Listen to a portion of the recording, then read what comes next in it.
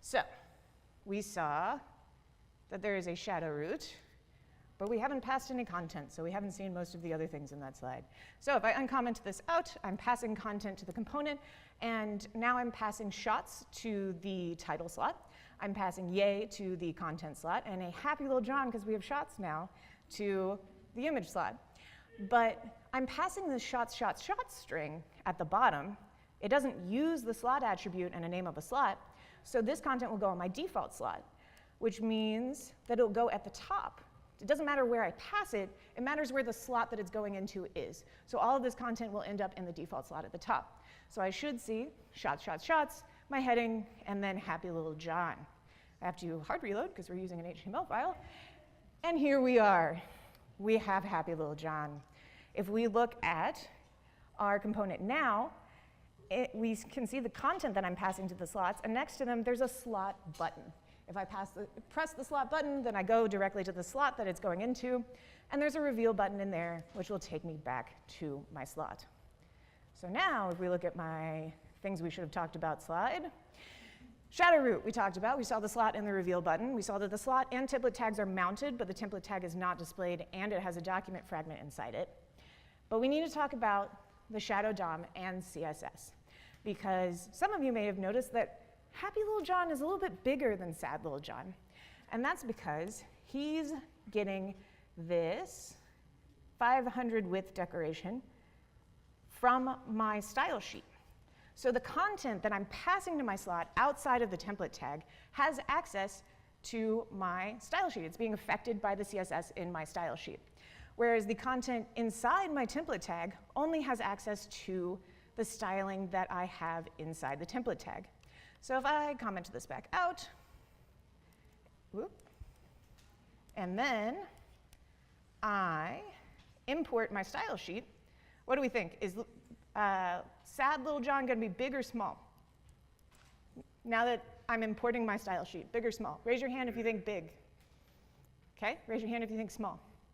OK, so we go and we reload. He's still small. And that's because we have a 300 width decoration down here, and it's more specific than my import statement for my style sheet. So if I comment this out, then we should have big, sad little John. Thank God. OK. So now, we need to talk about React briefly. And I mean briefly, because React does not use slots. React says, you want to pass some children as JSX or HTML to a component? All right, you pass the children prop. You tell that component where to put those children, and you don't touch the children. Don't touch them. There are the docs to back that up. Vue and Angular do use slots. They extend the web component spec. They don't mount the slot and template tags inside your DOM. They take those out. So let's talk about how Vue uses slots. We're going to start with default slots. Please give me a second to rearrange my windows. Got to close this one. I got to go to this one. Got to put that over here. OK. Now, we're looking at Vue. Vue, I have a slots default component. Inside this slots default component is a default slot. Inside the default slot is a confused little John. He'll be in between the window and the wall. So if we look at that, and we reload, perhaps, yes, he's confused. Why? There are no people in this club. Let's put people in the club for him. So all we need to do is go to our component call, and just like web components, pass some content as a child, and that will get slotted into our default slot. So now we should have people in the club. OK. Next, just like web components, we're going to use some named slots and default and named slots together. So let's look at my named slot component, or slots named component first. Now I've got a slot named window and a slot named wall. And inside those are default content that's just text, the window and the wall. And we still have the same default slot with confused little John. Now he's extra confused. There's not even a club. We've got to get him a club. So whoop, we go back here. Comment this back out. Now, to access a named slot in Vue, I'm going to use a template tag, and then the naming syntax, which is an octothorpe or hash sign, and then the name of the slot. And then as a child of that, I pass the content that I want to go into the slot. So now we should at least have confused little John in a club. We're closer to what we want.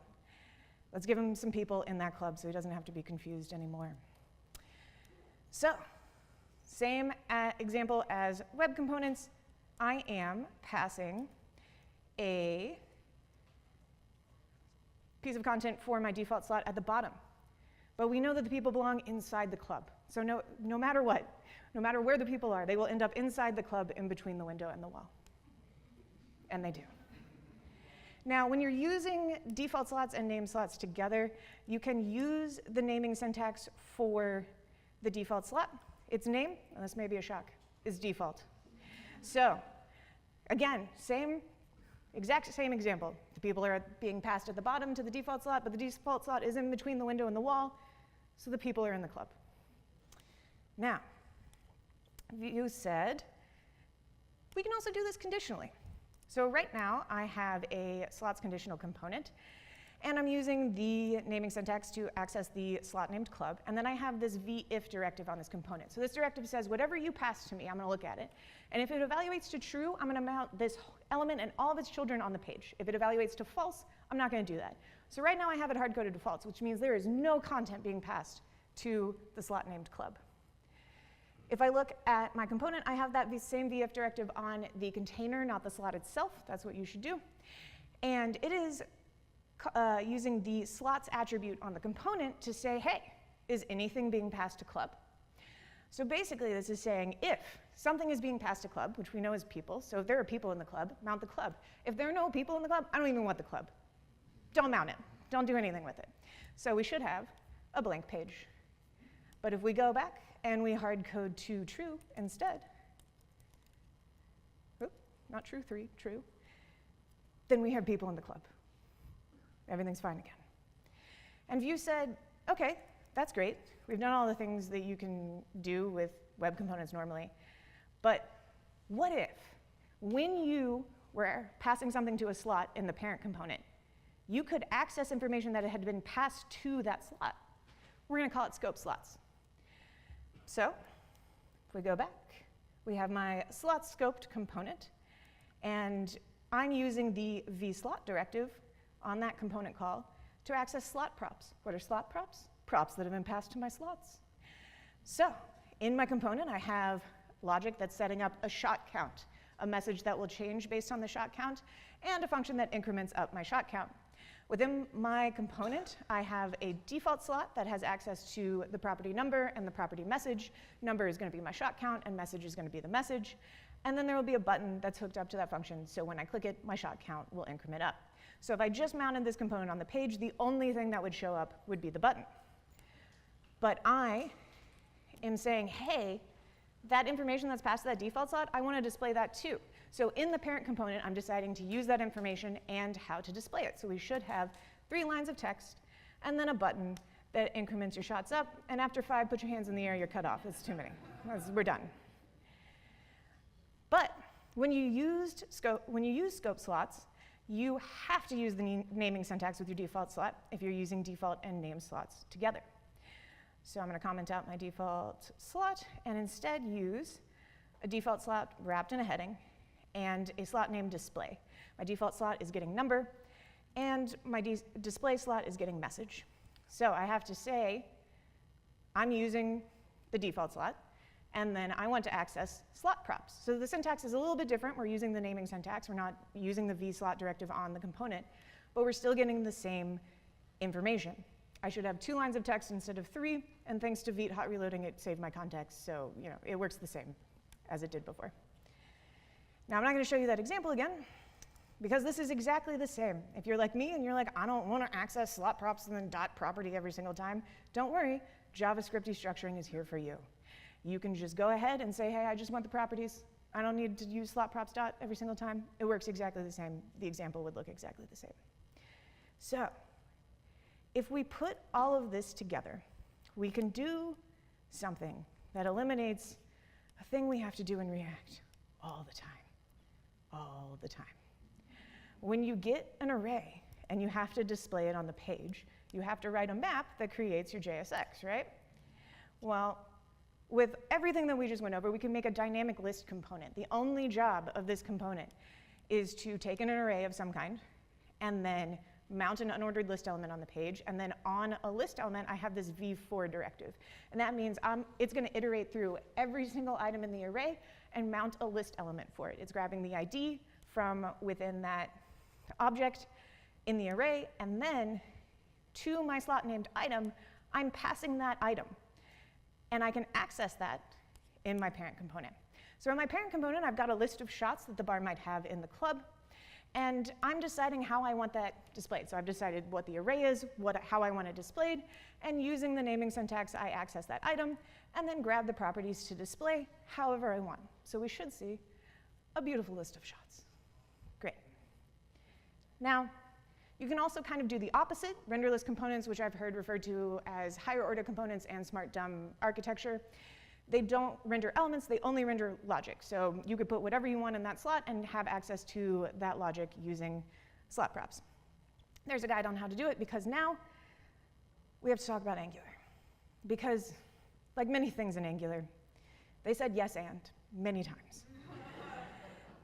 Angular uses content projection. This is the same thing as a slot, but they use the ng content slot. Let's look at how that works. I'm going to rearrange my windows for a second so that we don't have to keep running around. Beautiful. All right. In my Angular app, I have a default content projection component, and I'm not going to make you run through the same example again. We're already passing people to the club. Inside, we have a default ng content slot and then a confused little John. So in between the window and the wall, we should get people and not confused little John. We do. Great. Just like web components in Vue, you can use name slots. But Angular said, one way to name a slot, no way. Let's have as many as possible. So the first way that I have named a slot is by creating little components for it, which means that in my parent component, I can use a tag as a way to access the slot. So I just wrap the content that I want to go in the window slot in a tag called the window, and we should see the exact same thing. In the example we've seen many times before, the people are currently outside of the club, but don't worry, they will end up inside the club. But wait, there's more. So if you would like to use a string to access your slot, you can use the ng project as attribute. So inside my component, I have the select attribute, and I've passed the string the window. So when I use the ng project as attribute in my parent component, I should slot the window directly into the window slot. We should see people in the club. Beautiful. But now, I'm going to break everything. Because you can pass a string to the select attribute, but you can also pass literally any CSS selector. So right now, I'm using a class attribute to access my slot, but I haven't updated my component, so it's going to break. There's going to be chaos if I hard reload. Oh, it wasn't live this whole time. I've been lying to you. Oh, can't type. It's fine. There we go. We're going to build. And now we're going to see the chaos. OK, so we got text the window. The club's up here. The people are outside of the club. We got the text the wall. Nothing's being selected. Everything is wrong. Let's go back to our component and put a period in front of our strings. So now this is a class selector. The class will select the slot. And if we hard reload, we get people in the club. There's no more text. Chaos is no longer reigning. The other thing we can do is literally any CSS selector. I keep saying that, but I really need you to know that any CSS selector will work. So in here, I have a div with some text in it, which is, don't do that. It has a title attribute, and the value of the title attribute is select me. And in my component, I have my select attribute has, if the attribute title has the value select me, I'll be selected. Same example that we were doing with the people. It's at the top. My slot is at the bottom, so I should have select me all the way at the bottom, but I forgot to take this off of my select. So chaos was reigning again. OK, there we go. So now my select me text is at the bottom with the people and the bottom where it should be. If I didn't have that slot, and with this selector, and it didn't match that selector, or here, let's change it to just me, then select me should end up in the default slot with the people inside the club, which is not where we want that. Get them out of the club. So we can also do conditional content projection, but Angular said, slots, no. We're going to use the template tag for that. We're going to call it ng-template. So this one is going to be a journey we're going on together. So I have a conditional content projection component. I'm passing a string to it in the parent component, and that string is the source for my image, where we're going to get the people for the club. Inside my conditional content projection component, I have an ng-template tag, and it has the ID Lil Jon. And then I have an ng-container tag, and it has the ng-template outlet with the ID Lil Jon. So I'm creating a place for my document fragment template tag to go, and then I'm putting that template tag in there. So we should see, in between the window and the wall, confuse Lil Jon. If we want people instead of confuse Lil Jon, I'm going to use this container that has a bound attribute, ng-template outlet, and it's bound to the ID people in the club. I have my ID people in the club on my template tag, and then I'm using the bound attribute this time because I'm passing context. I need to pass that string of where I'm going to get those people. So I'm passing it as context to my container, which passes it as a prop, essentially, to my template, and then I pass it down to the content to say, hey, when we load this image, this is where we're getting the people from. So we should see people in the club. Now, I created a component that does basically everything I just went over. And on ng-init, which is after I get all my props and stuff, it says, hey, if the show people prop is true, then we should show the people. And if the show people prop is false, then we should show confuse Lil Jon because there are no people in the club. This create embedded view from view container does the same thing as having that container tag in my other component. So right now, we have it hard-coded to false, so there should be confuse Lil Jon. If we go ahead and hard-code it to true, it is now people in the club. So that is the way to do conditional content projection with Angular. But wait, there's more. There's encapsulated CSS. And by encapsulated CSS, I mean literally the shadow DOM. You can just put the shadow DOM in your components in Angular. So I have a view encapsulation mode component, and using the encapsulation property, I'm saying, hey, give me the shadow DOM encapsulation. That's what I want. So I've got Lil Jon's graduation photo, and it should end up inside a shadow root, just like we saw with web components at the beginning of the talk. So if I go ahead and reload that, we got baby Lil Jon, Lil Jon, if you will. And he's inside a shadow root just like we expected. So we have covered view, Angular, and web components. Start thinking with slots. Make dynamic components that you can pass anything to instead of having to decide exactly what you're doing when you build the component. There are a bunch of links here, including the blog that this is all based off of, fewer Lil Jon jokes in that, and then the repos that I used for everything, so you have all of the examples and can play around with whatever you want. And there are ways to contact me or connect with me if you would like. You can find these slides on the Commit Your Code website, so you can get all of that information.